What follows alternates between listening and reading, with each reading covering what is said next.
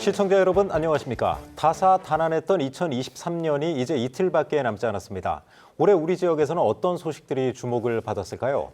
오늘 생생토론에서는 대전 KBS가 선정한 2023 10대 뉴스를 중심으로 그 의미와 과제를 짚어보겠습니다. 그럼 토론에 함께할 분들 소개하겠습니다. 배재대 행정학과 최호택 교수 나오셨습니다. 안녕하세요. 다음은 단국대 정책경영대학원 이희성 교수 자리하셨고요. 안녕하세요. 마지막으로 대전 KBS 보도국 성용희 기자와 함께하겠습니다. 안녕하세요. 네, 그러면 준비된 영상 보시고 본격적인 토론 이어가겠습니다.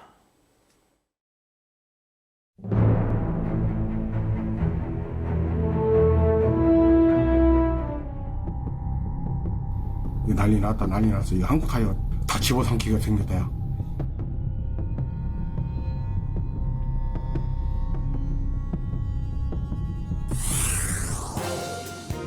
2015년 예비 타당성 조사를 통과한 충청권 광역철도 1단계 사업이 무려 8년 만에 착공했습니다.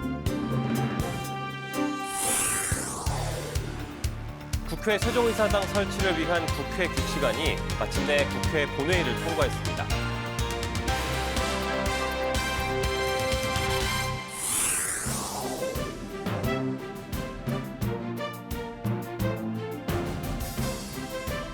역대 정부에서 지정한 산단 가운데 최대 규모인데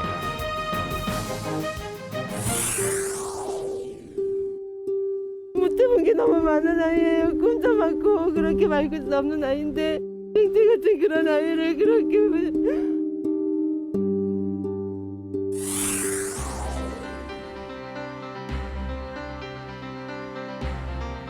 일방적인 예산 삭감을 연구 현장 파괴 행위로 규정하고 예산 삭감 철회와 공식 사과를 요구했습니다. 2. 엔진 정화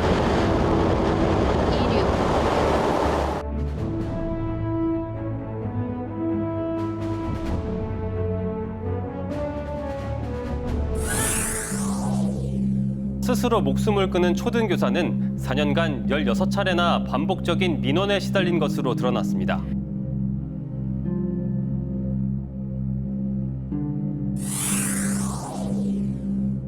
통곡하여도 변하지 않는 현실에서 대전의 전세 사기 피해자들은 지쳐가고 있습니다.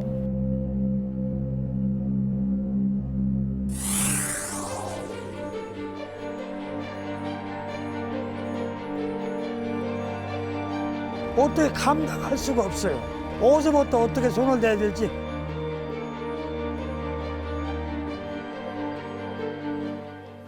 네, 다사다난, 해마다 연말이 되면 많이 쓰는 말이죠. 그런데 영상에서 보셨다시피 올해는 유독 우리 지역에 좀 일이 많았던 것 같습니다. 그중에서도 이제 첫 번째 뉴스로 꼽는다면 사실 가슴 벅찬 순간이었죠. 지난 5월에 한국형 발사체 누리호 3차 발사에 성공을 했습니다. 국내 우주산업 역사에 아주 한 획을 긋는 순간이었는데요. 자, 성용희 기자, 그 발사 당시 우리 KBS 대전 보도국에서도 TV 켜놓고 기자들이 다 지켜보지 않았습니까? 네, 그렇습니다. 이 누리호 3차 발사 지난 5월 25일에 성공했습니다. 그렇죠. 당시에 저뿐만 아니고 다른 보도국 기자들도 이 TV 앞에 모여서 생중계를 보면서 숨죽여 봤던 기억이 있는데요. 긴장을 좀 할 수밖에 없었던 게 원래 전날 누리호가 발사 예정이었는데 점검 과정에서 이 기술적인 문제가 발견되면서 발사 2시간을 앞두고 연기가 됐습니다. 맞아요. 네, 연료 분사와 밸브 작동을 위해서 이 헬륨이 주입되는데 이때 생긴 이 압력을 빼주는 밸브가 정상 작동하지 않는 게 발견됐던 겁니다. 다행히 이 밤샘 점검을 통해서 문제가 해결됐고 다음 날에 발사가 결정됐습니다. 발사 당시에 힘차게 하늘로 날아오르는 이 누리호를 보면서 연구진과 시민들이 이 환호성을 좀 지르기도 했고요. 우리 지역에 또 항공우주연구원이 있지 않습니까? 거기도 분위기가 마찬가지였습니다. 누리호는 이 발사 13분 뒤에 고도 550km에 도달하면서 지구 관측 위성인 차세대 소형 위성 2호를 시작으로 해서 20초 단위로 큐브 위성 3기와 이 우주 날씨 관측용인 도요셋도 순차적으로 배출을 했습니다. 네. 다만 그때 이제 도요셋 4기 중에 1기는 누리호에서 빠져나오지 못한 걸로 확인이 됐는데요. 그래도 이 궤적과 자세, 엔진 같은 이 발사 임무 시스템이 설계대로 작동했기 때문에 우리 땅에서 이 우리 독자 기술로 만든 발사체로 우리의 실용위성을 쏘아 올리는 데 성공을 했다. 이렇게 평가할 수 있겠습니다. 네. 아니, 사실 그 처음에 이제 연기 안 되고 처음에 이제 발사 성공했다면 뭐 그것도 좋았겠지만 사실 연기라는 그런 이제 뭐 좀 우여곡절을 겪고서 성공을 하니까 더 감동이 컸던 것 같습니다. 그렇습니다. 자, 조우택 교수님. 네. 이 누리호 뭐 대전의 성공 아니겠습니까? 사실 대전의 항공우주연구원 또 천문연구원 이런 기관 또 대학들이 다 협력해서 이뤄낸 성과인데 어떻습니까? 누리호의 성공은 곧 그 과학도시 대전의 위상이 높아졌다 이렇게 봐도 되지 않습니까? 당연하죠. 예, 이번 그 누리호 3차 성공으로 인해서 어찌 보면 대전이 전 세계의 우주산업 또 우주항공의 메카로 떠오르게 될 중요한 저는 시점이었다 이렇게 보고 있는데요. 제가 왜 이런 말씀을 드리냐면 1톤 이상 실용급 인공 발사를 성공시킨 나라가 전 세계에 대한민국을 포함해서 7곳밖에 없습니다. 그렇죠. 어디냐면 미국, 일본, 프랑스, 인도, 러시아, 중국입니다. 여기에는 영국도 안 들어가 있고요. 네. 여기에는 독일도 안 들어가 있고요. 네. 여기에는 이탈리아도 안 들어가 있습니다. 그렇지만 대한민국이 7번째로 당당하게 들어갔다라고 하는 것이거든요. 그러니까 지금 1톤 이상을 쏘아 올릴 수 있는 나라가 7개 나라밖에 없다는 얘기 아니겠습니까? 거기에 이제 대한민국이고 거기에 또 핵심이 대전이라고 하는 것이잖아요. 그러니까 대전에 카이스트가 있고 항공우주연이 있고 천문연구원이 있기 때문에 그 모든 기술들이 거기에 담겨져서 쏘아 올린 거잖아요. 그래서 그런 차원에서 보면 이번 그 일을 계기로 해서 대전이 정말로 세계적으로 유명한 도시가 되었다. 저는 이렇게 자평하고 싶습니다. 네. 이성 교수님은 좀 어떻게 보세요? 이번에 누리호 3차 발사 성공에 여러 의미가 있겠습니다만은 위성 발사 대행이라는 어떤 수출의 길을 좀 열어놓은 그런 부분으로 좀 평가를 할 수가 있겠고요.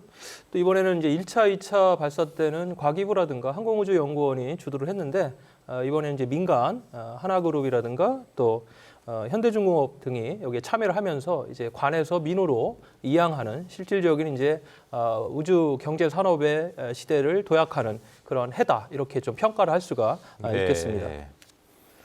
자, 이런 영광스러운 순간도 있었지만 사실 하반기에는 이제 그 국가 연구개발 예산이 이제 대폭 삭감이 됐고 거의 이제 뭐 일부 증액이 되지만 거의 그대로 이제 확정이 됐어요. 그래서 이런 것 때문에 아주 과학계가 시끄러웠고 특히 이제 대전이 좀 민감하지 않습니까? 특구가 있기 때문에. 송영희 기자 그 상황을 좀 설명해 주시죠. 네, 정부가 그 내년 예산안을 편성하면서 올해 31조 1,000억이었거든요. 연구개발 예산이. 근데 내년 예산을 편성하면서 25조 9천억 원으로 줄였습니다. 네. 상당히 큰 폭으로 줄면서 그렇죠. 과학계가 발칵 뒤집혔는데요. 이 5조 2천억 원 그러니까 지난해보다 16.7% 정도 줄어든 규모였습니다. 이게 33년 만에 연구 예산이 삭감된 거라고 하는데요. 그러자 이 과학계는 물론 이 정치권에서도 거센 반발이 터져 나왔고요. 네. 민주당은 이 대통령 말 한마디에 예산이 깎였다면서 이 원칙과 기준이 없었다고 지적을 했습니다. 예산안 심의를 하는 국회에서도 이 치열한 힘겨루기가 이어졌는데요. 결국 이 법정 처리 시한을 넘겨서 지난 21일에 내년 예산안이 처리가 됐습니다. 최대 쟁점이었던 이 연구개발 예산은 6천억 원이 순증이 됐는데요. 여야는 이 현장 연구자의 고용 불안을 해소하고 차세대 원천기술 연구 보강과 장비 지원을 위한 것이라고 설명을 했습니다. 앞서 올해 정부가 편성한 연구개발 예산이 25조 9천억 원이었다고 말씀을 드렸는데 이번 증액으로 26조 5천억 원 규모가 된 건데요. 일부 증액이 됐다고 하더라도 올해 예산 규모와는 차이가 크기 때문에 네. 과학기술 홀대로는 여전한 상황이고요. 학계에서도 이 앞으로 제대로 된 연구가 되겠느냐 이 비관론이 적지 않습니다. 맞습니다. 이제 증액이 됐다고 하지만 사실 삭감된 내역에 비해서는 상당히 좀 적지 않습니까? 이인성 교수님이 그래서 뭐 연구 개발 현장에서는 내년에 추경을 통해서라도 좀 더 살려야 된다 이런 비판도 좀 나오고 계속 여지는 계속되고 있어요. 그렇습니다. 특히 이제 우리 대전 지역 같은 경우는 이제 연구 기관들이 상당히 많이 있지 않습니까? 뭐 제가 이제 주변에 그런 이야기를 들어보면 바로 내년부터 그동안 시행했던 많은 연구 과제라든가 프로젝트들이 중단되거나 축소되는 그러한 모습들을 지금 계속 볼 수가 있었고요. 그로 인해서 이제 참여 연구원들이 감축되고 있지 않습니까? 이러다 보면 좀 더 이제 이공계 기피 현상도 앞으로 심화될 수밖에 없고 이러한 여러 가지 이제 부작용들이 있기 때문에 또 R&D 예산이라는 게 이제 미래에 대한 투자 아니겠습니까? 그렇죠. 이런 부분에 대해서 이번에 증액이 됐다고는 하지만 상당히 좀 부족하고 미비하다 이런 생각이 계속 있고요. 아무튼 앞으로 R&D 예산에 대해서 말씀하신 대로 내년에 추경이라든가 정치권에서 논의가 계속 되기 때문에 좀 더 증액이 돼야 된다라는 여론이 좀 높은 것 같습니다. 최호택 교수님, 그 연구개발 예산 삭감할 때 이제 뭐 과학계 카르텔 얘기도 나오고 해서 이제 뭐 좀 사회적으로 논란이 많지 않았습니까? 결국 이제 뭐 일부 좀 증액이 되긴 했는데 교수님은 좀 어떻게 보세요? 그래서 이것이 이제 이런 문제가 시작이 된 것이 지난 6월에 대통령께서 이제 과학계 카르텔 얘기를 하면서 내년도 예산안에 이제 이 삭감이 이루어진 거 아니겠습니까? 네. 근데 저도 이제 과학계 뭐 심사나 이런 걸 하러 가면서 보면 사실 이제 그런 부분들을 많이 체감할 수가 있었거든요. 이 카르텔이라고 하는 것을 제가 뭐 이렇게 꼭 어디에서 어떻게 이루어진다라고 보기보다는 그 분위기 자체가 이제 그런 분위기들이 많았는데 이번 기회에 아마 그런 문화가 좀 척결이 될 것이다라는 생각을 하고 있습니다. 그래서 이것이 예산이 삭감됐다고 해서 꼭 부정적으로 작용되는 것이 아니고요. 오히려 이것이 좀 더 건강하기 위한 하나의 고통으로 우리가 이해를 하면 좋을 것 같고 어차피 필요한 예산은 추경에 저는 반드시 또 살아날 수 있다 그런 생각을 좀 하고 있거든요. 그래서 네. 진짜 필요한 예산이 무엇인지 그리고 이것이 정치인들이 어떤 쪼개기 예산을 위해서 예산이 확보돼야 되는 것인지 아니면 미래 세대를 위한 예산이 확보돼야 되는 거지 이런 것들을 종합적으로 검토한 다음에 예산을 세우는 것이 맞지 않을까 하는 생각을 해봅니다. 네. 교수님은 그러면 이제 뭐 꼭 필요한 예산이 반드시 있을 거 아니에요? 좀 더 검토를 거쳐서 그런 부분에 대해서는 만약에 꼭 필요하다고 이제 과학계 정부도 좀 합의를 한다면 추경을 통해서 살리는 거는 맞다고 보시는 거죠? 그럼요. 당연하다고 저는 생각을 하는 거고요. 그러니까 지금 이번 일을 계기로 해서 사실은 과학계에서도 반성을 많이 했을 것 같아요. 네. 너무 이제 방만하게 운영하고 너무 쪼개기 예산을 통해서 정말 미래지향적인 연구가 되지 못했던 것이 사실이거든요. 그러니까 이런 걸 반성하고 앞으로 이제 연구하는 풍토라든지 방향 그리고 미래에 대한 대책 같은 것을 세운 다음에 정말 꼭 필요한 예산은 반드시 저는 추경에 복원시켜야 된다 하는 생각을 하고 있습니다. 네. 이렇게 이제 막대한 분야에 대한 예산을 삭감을 할 때는 그에 대한 원인 분석이라든가 또 어떤 그 구성원들에 대한 어떤 일종의 동의 절차라는 것도 있어야 되는데 이번 같은 경우는 대통령의 말 한마디를 통해 가지고 이렇게 엄청난 예산이 삭감이 됐다는 것이죠. 특히나 R&D 예산이라는 거는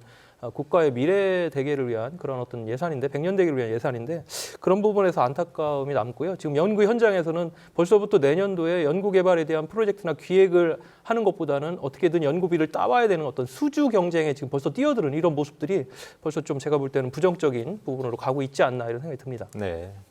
그러니까 과정에서는 사실 좀 매끄럽지 않은 부분이 있긴 있었어요. 좀 설명이 부족했고 이제 과학계 카르텔이라고 말씀은 이제 정부에서는 했었는데 사실 그거에 대한 이제 근거가 좀 뚜렷하지 않아서 그런 불만이 있는 것 같긴 한데 또 최 교수님 말씀하신 대로 좀 꼭 필요한 예산이라면 때는 이제 국민의 세금을 쓰는 것이잖아요. 네. 그러니까 이게 R&D 예산이 됐던 국방 예산이 됐던 모든 예산은 분명하게 필요한데 꼭 필요한데 써야 되는 거거든요. 이게 만약에 방만하게 운영됐다든지 아니면 카르텔에 의해서 누구를 밀어주기 위해서 예산이 쓰였다면 이건 반드시 지적하고 넘어가야 되는 거 아니겠습니까? 그런데 네. 그동안에는 이 과학기술 예산 쪽이 사실은 이제 미래를 위한 투자라는 명분 때문에 한 번도 브레이크가 걸리지가 않았다는 거예요. 그렇기 때문에 이번에 브레이크가 거는 것은 제가 볼 때는 성장을 하기 위한 뭐 작은 고통이기 때문에 이 정도는 과학계에서 저는 이해하고 또 넘어갈 것이다 하는 생각을 좀 하고 있습니다. 최 교수님, 우주항공 특별법은 좀 어떻게 보세요? 지금 계속 처리가 늦어지면서 이제 결국 해를 넘기게 됐고요.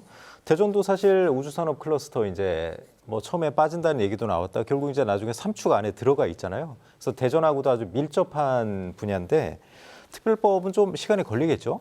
예, 아무래도 뭐 올해는 넘어갈 수밖에 없는 네. 상황이고요. 지금 이제 쟁점이 되는 것은 우주항공청을 어디에 위치를 시킬 것이냐 하는 문제입니다.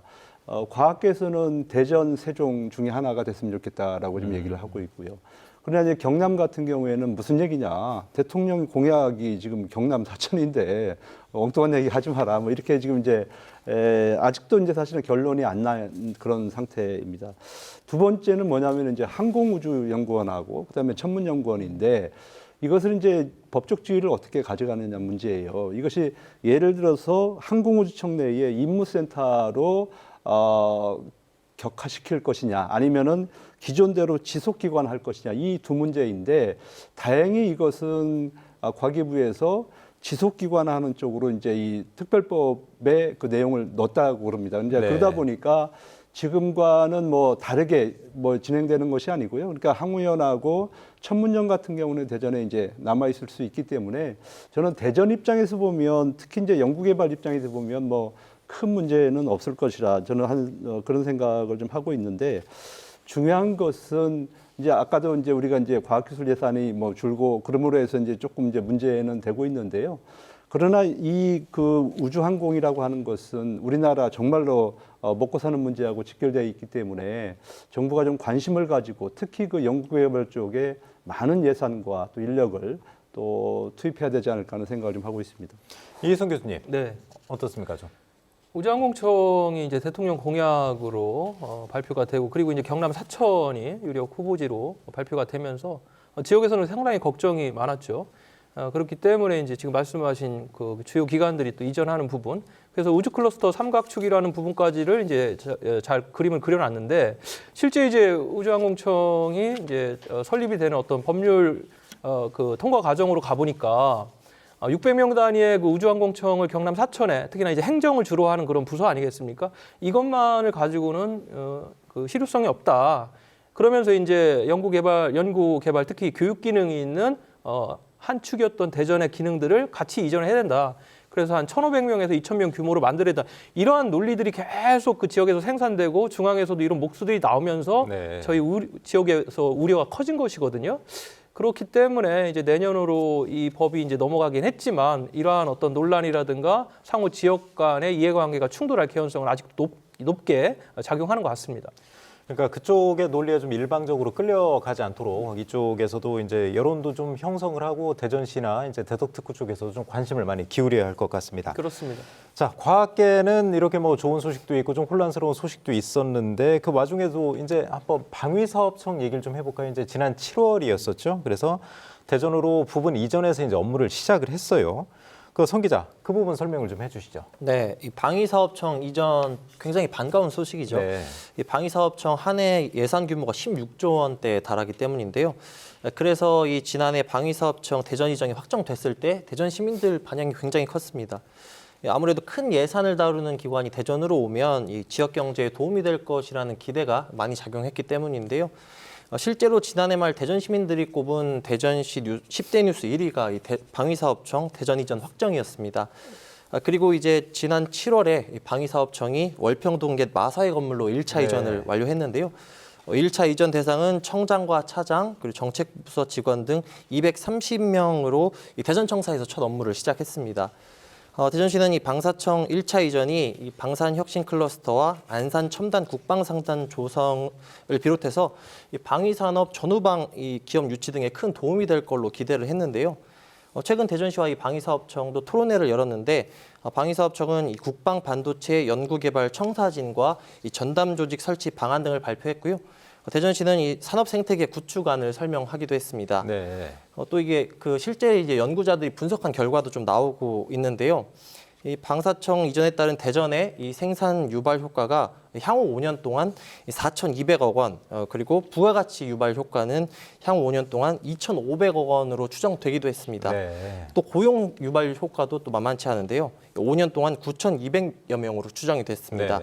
앞으로 이 방사청 이전이 이제 완료가 되고 그러면 이 경제에 또 적지 않은 영향을 미칠 것으로 기대됩니다. 자, 최 교수님, 지금 성 기자가 여러 가지 효과를 얘기했어요. 고용 효과, 뭐 경제 유발 효과까지 얘기를 했는데 방사청이 이전했을 때 구체적으로 좀 어떤 효과가 있는 건가요? 관련 기업들이 오는 거겠죠? 그렇죠. 이제 아무래도 이제 지금 유성에 우리가 이제 안산 산업단지를 조성하고 있는데요. 거기에 이제 이 방산 클러스터가 조성이 되게 됩니다. 그러면 대전이 이제 방산 중심 도시로 이제 변화를 꾀하게 될 거고요.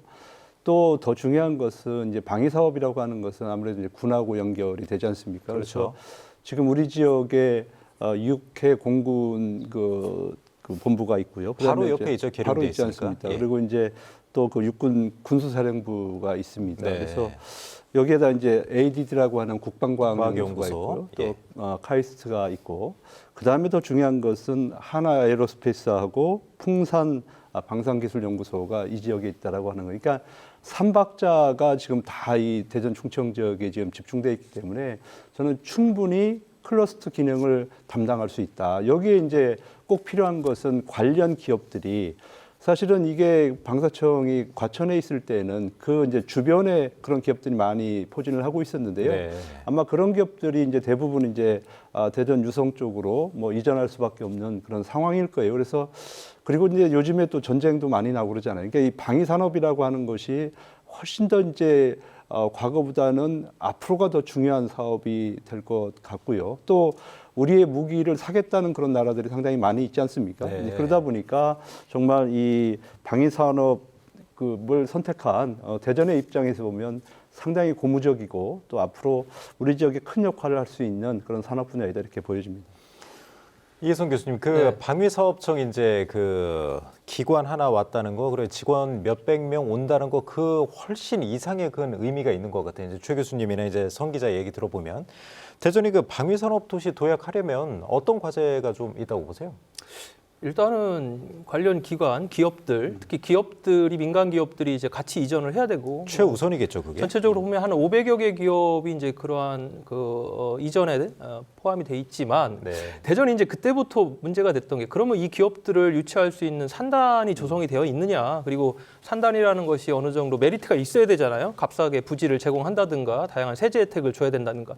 근데 이제 대전시가 항상 지역 경제 발목을 잡는 게 산단 조성에 대한 어려움을 겪었단 말이죠. 네. 그렇기 때문에 방사청이라는 국가기관이 이전을 하지만 지역의 실질적인 경제적 효과라든가 낙수 효과를 노리기 위해서는 기업을 이제는 적극적으로 유치를 하고 그 유치를 위한 전략들이 필요하다. 근데 이제 인근에 계룡이라든가 논산시 같은 경우는 상당히 좀 속으로 좀 웃고 있었다는 거 아닙니까? 왜냐하면은 그 지역은 대전하고 인접하면서도 이러한 기업들을 유치할 수 있는 풍부한 토지를 산단으로 조성할 수 있는 그런 여건이 되기 때문에 그래서 말씀하신 대로 논산, 계룡, 대전이라는 이 지역을 벨트로 한 방위산업 클러스터가 어떻게 조성이 되고 이걸 실질적으로 효과를 내느냐 이게 가장 중요한 것 같습니다. 네. 예. 그러니까 시야를 이제 대전에만 좀 한정하지 말고 주변에 이제 계룡대도 있고 논산 또 계룡시 그런데 이제 풍부하게 또 산업단지 조성할 수 있는 부지가 있기 때문에 그 여러 자치단체가 이제 그 광역권으로 해서 좀 협력하는 것도 중요할 것 같습니다.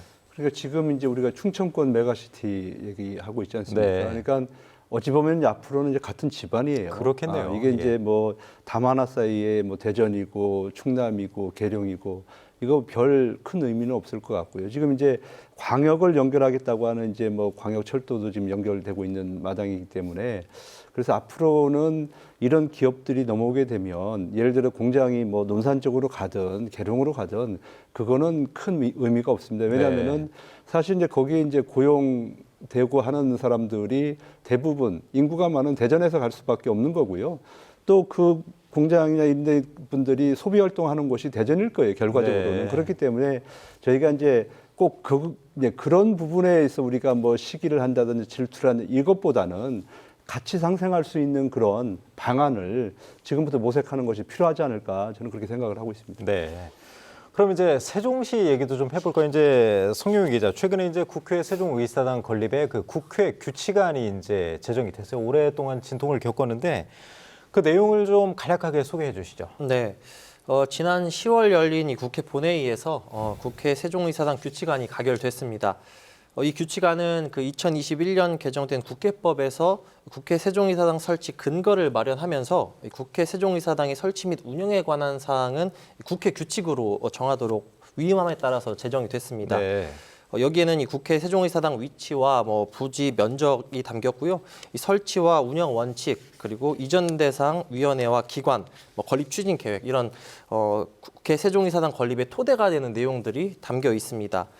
규칙안 가결로 이 국회 사무처는 규칙 내용을 바탕으로 총사업비 협의, 국회 세종의사당 부지 매입 계약 체결, 사업 추진 방식 검토 같은 이 건립 사업에 필요한 절차들을 순차적으로 진행하게 되고요. 변동 가능성은 있지만 이 내년 상반기 중에 총사업비 협의가 완료가 되면 2031년 전후로 국회 세종의사당이 완공될 예정입니다. 자, 이승 교수님, 그 사실 세종시에서 뭐 시민들이 그토록 바라던 거잖아요. 네. 뭐 빨리 규칙안 통과해서 빨리 좀 진행을 해달라. 아주 큰 의미가 있겠죠? 당연히 의미가 있고요. 21일이네요. 행정중심 복합도시 건설청에 따르면은 국회 세종의사당 또 대통령 제2직무실 설치를 반영한 행정도시 건설 기본계획 및 개발계획 변경안을 지금 심의를 해서 최종 확정을 했습니다. 네. 이 구체적인 내용을 보면은 주거, 산업, 교통, 문화 등 구체적인 부분별 계획인 개발계획에 국가 중추 기능, 지금 말씀드린 세종 국회의사당과 대통령 제2직무실 도입이 이제 명시화됐다라는 이런 어떤 부분들을 좀 의미 있게 바라봐야 되고요. 다만 여기에서 그동안 이제 세종시가 성장하는 그 부분은 중앙부처를 이전하거나 아니면 중앙에 있던 일부 기업들을 유치하거나 이러면서 이제 도시가 성장을 했습니다. 그렇죠.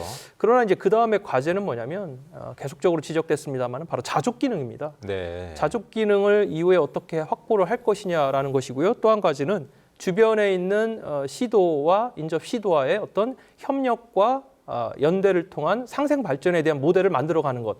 이것이 이제 앞으로의 또 남은 과제라고 할 수가 있겠습니다. 자, 이승 교수님 의미와 과제까지 짚어주셨는데 최우택 교수님도 이제 앞으로 좀 과제 한 가지 정도 짚어주시죠. 올해 이제 그 예산안 통과된 걸 보니까 국회 세종의사당 건립비가 350억 원이 이제 정부안이 이제 그대로 통과가 됐고요. 그다음에 대통령 제2집무실 건립 예산 10억 원도 통과가 되었습니다. 그래서 어찌 보면 명실상부한 행정수도 완성을 위한 초석이 마련됐다 저는 이렇게 보고 있는데요. 네. 그럼에도 불구하고 이것이 이제 세종이 행정수도가 되기 위해서는 법의 명문화가 좀 필요한데 그렇기 위해서는 개헌이 반드시 필요합니다. 네. 그래서 최민호 시장도 이제 뭐 시간 날 때마다 이제 개헌 얘기를 하고 그러는데요. 지금 우리나라 헌법은 사실은 이제 중앙 집권적 요소가 대부분입니다. 그러니까 이 지방자치와 관련되는 법조항이 딱 2개 조항밖에 없어요. 117조하고 118조 있는데 이제 그거 가지고 그 지방자치를 풀어가고 또 뭐 국가의 균형 발전이라든지 지방 분권을 좀 풀어가고 있는데요. 저는 그래서 이제 가끔 이것이 이제 발목을 잡히고 계속 진전이 안 되는 이유 중에 하나가 바로 이제 이 헌법에 있다고 봅니다. 그래서 지속적으로 저희는 그 지방 분권형 개헌을 위한 그런 노력을 해야 될 거고요. 그리고 그 헌법 안에 이 세종시를 행정수도로 하는 명문화되는 그런 작업들이 저는 반드시 필요하다. 그래서 건립하는 건 건립하대로 가는 거고 다음에 이제 이 법적으로 처리할 수 있는 문제도 지금부터 지속적으로 가다 보면 조만간 완전한 행정수도로서 세종의 역할을 하지 않을까 싶습니다. 네. 현재 그 헌법이 80년대 이제 그 체제죠. 예, 87년도. 네, 너무 오래됐죠. 사실 사회가 이렇게 빠르게 변해가고 있는데 아직 그 변화상을 전혀 이제 못 담고 있어서 이제 개헌 얘기가 계속 나오고 있었는데 사실 쉽지는 않겠지만 정치권에서 의지를 갖고 좀 개헌에 적극적으로 좀 노력을 해야 될 것 같습니다. 예, 제가 이제 86학번인데요. 그때 우리가 입었던 옷 있지 않습니까? 네. 그걸 지금 입고 다닌다고 생각하면 어떻습니까? 적절한 비유하셨네요. 빨리 좀 노력을 해야 될 것 빨리 같습니다. 바꿔야 됩니다. 예. 자, 안타까운 뉴스도 좀 있었습니다. 이제 대전이 전국에서 이제 전세 사기 피해가 아주 큰 걸로 계속 이제 언론에 오르락 내리락 했었는데, 자, 성 기자도 취재 한번 했었나요? 네, 여러 번 저도 했었죠. 예, 여러 번 했죠. 그렇죠. 좀 어때요?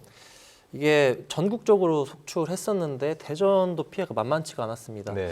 이 대전시가 뭐 관련 뭐 정책들 보도 자료를 내면서 이 달마다 이 집 피해 현황들을 같이 첨부하고 있거든요.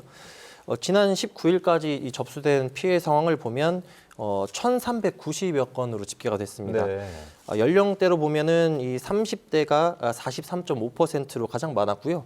20대도 42.5%에 달해서 20대와 30대를 합치면 86%로 대다수 이 젊은층 피해가 집중됐습니다. 지금 말씀하신 수치는 단순히 이제 신고가 들어온 건수인가요? 아니면 대전시가 전세 피해다 그렇게 인정을 한 사례인가요? 신고가 들어온 겁니다. 아, 대전시에 그래요? 피해가 접수돼서 네. 그 연령대와 뭐 이런 세부적인 현황들을 분석한 네. 자료인데요. 실제 인정된 건 훨씬 그거보다 적죠. 그렇겠네요. 네네. 일단은 지금 접수된 걸로만 좀 특이점을 좀 분석을 해드리면 주택 유형으로는 다가구 주택이 1,022건으로 73%에 달했고요. 다중주택이 22.1%였습니다. 그리고 그 뒤에 연립주택과 뭐 다세대 주택 이렇게 뒤를 이었고요. 그리고 전세 피해자 1,300여 명 가운데 이 국토부에서 피해자로 인정된 게 899명입니다. 네. 그중에 이제 일부가 인정이 된 건데 이것도 이제 피해자로 인정이 된 거지 구제가 된 건 또 글쎄 아니거든요. 말이에요. 예, 그래서 이 지난 6월에 전세 사기 특별법이 시행되고 나서 반년이 지났는데 이 전국에서 인정된 피해자 9,700여 명 가운데 이 정부 지원을 받은 건 17%에 불과한 걸로 나타났습니다. 네. 이 때문에 이 뭐 반쪽짜리 특별법이다, 이 생색내기에 불과하다 이런 지적이 잇따르고 있는데요. 이 전세 사기 피해자를 이 선구제 후 회수 방식으로 지원하는 내용을 골자로 하는 개정안이 현재 국회에서 처리 중입니다. 피해액을 정부 재정으로 먼저 보상한 다음에 추후 경매 등을 통해서 정부가 이 피해액을 회수하는 방식인데요. 현재 이제 국토교통위원회 전체 회의를 통과한 상태인데 이 법사위도 통과해야 되고 본회의도 통과해야 하고 대통령 승인도 받아야 해서 좀 갈 길이 먼 상태입니다. 네. 그런데 그게 이제 특별법이 통과된다고 하더라도 사실 선구제 이제 뭐 이렇게 하는 건데 사실 현실성이 좀 떨어진다 그런 얘기도 좀 나와요. 어떻게 이게 보세요? 지금 이제 이번 그러니까 그 국토교통위원회 전체 회의를 통과한 것은 네. 사실 이제 민주당 주도로 야당 된 거 주도로 아닙니까? 했었죠. 그러니까 국민의힘은 지금 빠져 있단 말이에요. 그러니까 국민의힘하고 여당에서 이제 무슨 얘기를 하느냐면 그 다른 사기 사건도 많은데 여기에 그러니까 이 피해가 크다고 해서 다 정부에서 이것을 선구제를 해주고 이렇게 하다 보면 이제 나쁜 선례가 될 수 있다라고 하는 거예요. 이런 것들이. 그래서 이번에 이제 차제에 정부가 할 수 있는 대책이 무엇인지 정확하게 고민을 해야 되고 또 이 구체적인 방안들이 법 안에 담겨야 된다라고 하는 것이 이제 정부와 여당의 이제 목소리 아니겠습니까? 이제 그렇게 돼야지만 이 지방자치단체에서도 사실 예산을 집행을 할 때 그런 이제 정확한 근거에 의해서 해야 되는데 지금 같은 경우에는 그냥 법률적 상담이나 금융적 상담 이 정도가 지금 지자체에서 할 수 있는 유일한 거예요. 그렇기 네. 때문에 차제에 관련 법들이 정확한 분석과 대책이 담겨지는 내용이 들어가야 되겠다는 생각을 좀 해봅니다. 그런데 이제 전세 사기를 일반 사기와 이제 동일하게 놓고 볼 수 없는 게 저희 이제 생생토론 시간에서도 이제 피해자들 모셔서 토론도 진행하고 했었지만 그분들은 이걸 이제 사회적 재난으로 좀 규정을 하고 있지 않습니까? 이제 시스템상의 문제도 좀 있고 또 부동산 뭐 그런 여러 가지 이제 문제가 겹쳐서 있기 때문에 정부에서 좀 적극적으로 나서야 된다. 그분들이 이렇게 좀 주장을 하고 있단 말이에요. 전세제도라는 게 뭐 세계 여러 국가 중에 뭐 저희가 유일하지 않나 이런 생각이 들고요. 그런 부분을 또 이제 정부에서 여러 가지 대출을 좀 더 확대한다든가 그런 어떤 주요한 부동산 정책으로 활용했던 건 사실이고 그리고 이번에 이제 피해가 20, 30대에 집중돼 있잖아요. 네. 어떻게 보면 전세금이라는 거는 그들에게는 목돈이 아니라 전 재산이에요. 전 재산을 허망하게 잃어버렸을 때 그 어떤 갖는 그런 절망감이라는 건 이루 말할 수가 없고요. 그리고 지금 이렇게 아까 성 기자님이 전체적으로 지금 피해 상황을 지금 집계를 해서 말씀해 주셨지만 지금 세종 지역 같은 경우는 아직 집계가 되고 있지도 않다라는 거예요. 네. 그리고 세종은 특히나 1인 가구에 대한 갭 투자라든가 깡통 전세에 대한 문제가 이전부터 계속 있었거든요. 워낙 세종시가 그 부동산에 좀 뜨거운 지역이었기 때문에 이런 것들이 뭐 한순간에 터져가지고 이런 피해가 아니라 이러한 어떤 부동산 전반적인 정책의 연장선상에서 이게 이제 터졌기 때문에 지금 말씀하신 다른 사기랑 좀 다르다. 그리고 이게 전체 사회에 미치는 영향도 훨씬 더 크기 때문에 정부에서 적극적인 대책을 마련하고 관련된 법도 좀 더 빨리 좀 마련돼야 된다. 이런 요구들이 있는 게 사실입니다. 예. 네. 참 저희 토론 시간에 나왔던 이제 신혼 부부 같은 분들도 나왔는데 이제 단순히 뭐 그 돈이 갖는 의미가 이제 중년에서 1억을 갖고 있는 거하고 사회생활 막 시작하는 분들이 1억을 손실을 본 거는 이분들은 사실 살아갈 희망을 잃었다 그렇게 좀 얘기를 하시거든요. 정치권에서 좀 적극적으로 좀 해법을 마련했으면 좋겠습니다. 자, 성 기자, 그 교육계도 올해 좀 시끌시끌했었죠. 여러 가지 이제 끔찍한 사건 사고도 많고 했었는데 한번 소개를 좀 해주시죠. 네, 먼저 이 전국적인 공분을 샀던 초등학교 교사 사망 사건부터 네. 좀 짚어보겠습니다. 지난 9월 초였죠. 이 대전의 한 초등학교 40대 여자 교사 A 씨가 자살을 시도해서 병원으로 옮겨졌지만 숨졌습니다. 그런데 이제 당시 유족들이 A 씨가 4년 동안 학부모들의 악성 민원에 괴로워했다고 주장을 했는데요. A 씨는 2019년 1학년 담임을 맡았을 때 네. 수업 태도가 좀 불량하거나 친구를 때린 학생을 훈육하자 이 학부모들로부터 아동학대 혐의로 고소를 당했습니다. 이 사건으로 이 정신과 치료를 받게 됐는데 교사 A 씨가 교권보호위원회 개최를 요구했지만 받아들여지지 않았고요. 이듬해 아동학대 혐의에 대해 무혐의 처분을 받았지만 해당 학부모들의 지속적인 민원 제기에 시달렸다는 게 유족 주장이었습니다. 특히 이 A 씨가 서울 서희초 교사 사망 사건 이후에 괴로움을 토로하다가 자살했다는 사실이 좀 확인되니까 네. 공분이 굉장히 크게 일었습니다. 그렇죠. 실제 이 민원을 제기한 학부모가 운영하던 음식점은 결국 운영을 중단했고요. 네. SNS에는 개인정보가 무분별하게 퍼지는 등 후폭풍이 또 만만치 않았습니다. 그리고 또 다른 사건도 하나 있었죠. 지난 8월에 대전의 한 고등학교에서 20대 남성이 과거 스승이었던 40대 남성 교사를 흉기로 찌르는 사건이 있었습니다. 그렇죠. 학교 내에서 벌어진 일이었죠. 학교 내에서 벌어졌고 이제 달아났다가 붙잡힌 사건이었는데요. 네. 당시에 이 남성은 이 오전 9시쯤에 학교에 도착해서 해당 교사를 찾았지만 수업 중이라는 말을 듣고 기다렸다가 1시간 정도를 기다렸다가 흉기를 휘두른 걸로 확인이 됐습니다. 검찰은 이 남성이 2021년부터 지난해까지 주거지 인근 병원에서 이 조현병과 우울증 진단을 받고 치료를 받은 점 등으로 밀어서 해당 교사에게 괴롭힘을 당했다는 이 피해 망상 끝에 범행을 저지른 걸로 보고 재판에 넘겼고요. 결국 지난달 1심에서 징역 18년의 중형이 선고됐습니다. 네. 사실 초등학교 교사 이제 사망 사건 계기로 이제 교권 회복에 대한 목소리가 좀 높았었는데 최우택 교수님, 예. 대학교에서는 이 정도는 아니지만 그쪽도 비슷한 사례가 있나요? 글쎄요, 대학에서는 뭐 이 정도는 아닙니다. 그렇죠. 왜냐하면 대학에서는 이제 우리 교수님들이 어떤 뭐 그러니까 교수님들 판단에 의해서 사실 점수를 줄 수 있잖아요. 네. 그렇기 때문에 뭐 초중고처럼 그렇지는 않고요. 그렇지만 이제 최근에 보면은 우리가 이제 3월 입학식 때 보면 정말 많은 그 학부형들이 오십니다. 네. 오셔가지고서 이제 그 지켜본 다음에 어디까지 참여하냐면 우리가 수강 신청을 하거든요. 네, 네. 그때 부모님들이 다 오세요. 그래서 학생들이 부모님하고 또 상담을 합니다. 수강 신청하는 것을. 그러니까 그만큼 사실은 대학까지도 지금은 이제 자녀가 뭐 1명 정도이기 때문에 부모님들 관심이 많아요. 그래서 아니, 교수님, 대학생 수강 신청에 학부모가 동행을 해서 그걸 상담을 하신다고요? 상담을 하고 있습니다. 요즘, 그렇습니까? 요즘 나타나는 신풍속도입니다. 엄청나네요, 정말. 예, 그러니까 그만큼 이제 관심이 많은 거고요. 또 아이들에 대한 걱정이 이제 많다 보니까 이런 일이 발생을 한 것 같은데 지금 이제 그런 사건들 일어난 다음에 사실 교육계에 많은 변화가 있는 것 같아요. 네. 예를 들면 이제 교사들의 수건사항이라고 할 수 있던 교권보호사법이 개정안이 이제 통과가 됐습니다. 그리고 이 교육청에서도 사실 이제 교권 추락의 원인이라고 할 수 있는 학생 인권 조례 이 개정을 지금 하고 있는 중이고요. 충남 같은 경우는 의회 주도로 이것이 이제 폐지가 된 이제 그런 상태이고 아마 서울시도 뭐 조만간 그런 결론이 날 것 같다는 생각이 좀 들고요.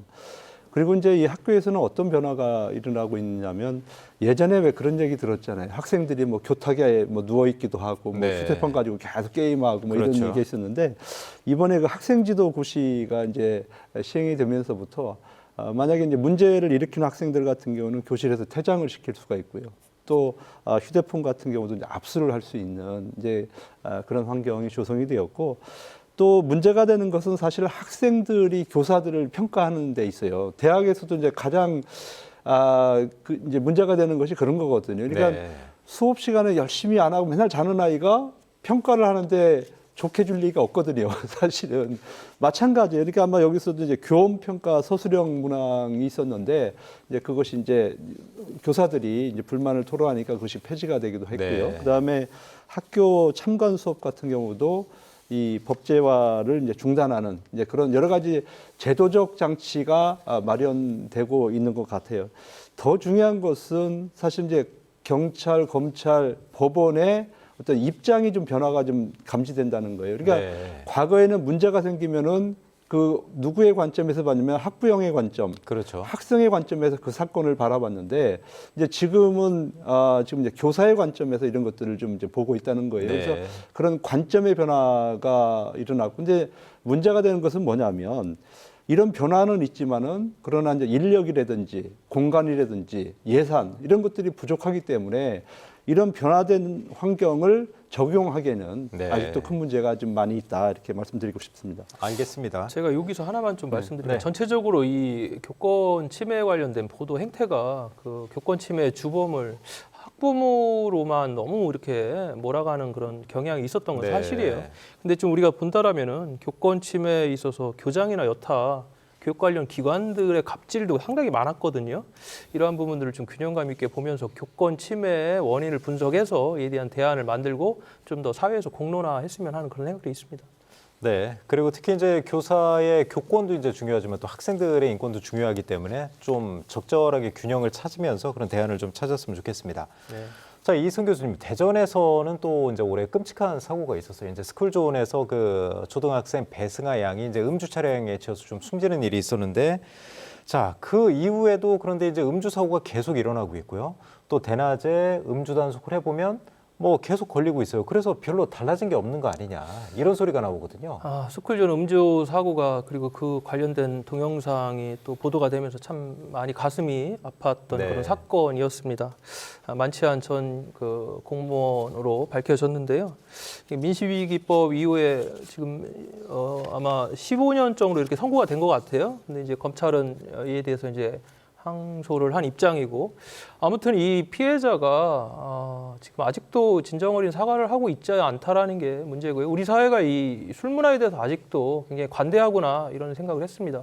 지금 피해자가 재판을 좀 의도적으로 좀 지연시키고 있고, 특히 이제 사과도 안 한 상태에서 공탁금을 낸다든가 혼자서 반성문을 재판부에 한 30장을 써서 제출했다는 거 아니겠습니까? 네. 이러한 뉴스들이 후속 기사로 이렇게 나오니까요. 이게 정말 우리 사회가 왜 이렇게 이 도덕적 불감증을 떠나가지고 이렇게 좀 뭔가 무너졌을까, 이제 그런 아픔들이 있는데, 앞으로 이러한 법은 좀 더 강하게 처벌할 필요가 있고요. 그리고 이런 부분에 대해서 아마 이 사건을 계기로 재판부에 좀 더 강력한 그런 판결을 좀 기대해 봅니다. 네. 이제 연말 맞아서 이제 술자리 많으실 텐데 음주운전은 살인이다. 이 생각 꼭 하시고 모든 운전자들이 좀 운전대 잡았으면 좋겠습니다. 자, 성 기자, 그런데 이제 사회적으로도 좀 올해 이제 그 집중호우도 있었고요. 또 산불도 아주 컸고요, 봄에. 또 한국타이어 공장에서 대형 화재가 발생해서 이런 사건 사고들이 좀 올해 많았었죠? 네, 올해 정말 재난, 산불 여러 가지 종류를 가리지 않고 많은 재난이 이어진 네. 것 같습니다. 먼저 올해 봄철에 대형 산불이 있었고요. 여름철에 집중호우가 있었고, 최근 겨울에는 또 갑자기 한파까지 심하게 찾아오지 않았습니까? 재난의 연속이었다고 해도 과언이 아닐 텐데요. 먼저 산불부터 좀 간략하게 얘기를 해드리면, 지난 4월에 홍성군 서부면에서 산불이 났고, 또 비슷한 시각에 대전과 금산 경계 지점에서도 산불이 번지면서 지역에서는 처음으로 산불 3단계에 해당하는 대형 산불이 났습니다.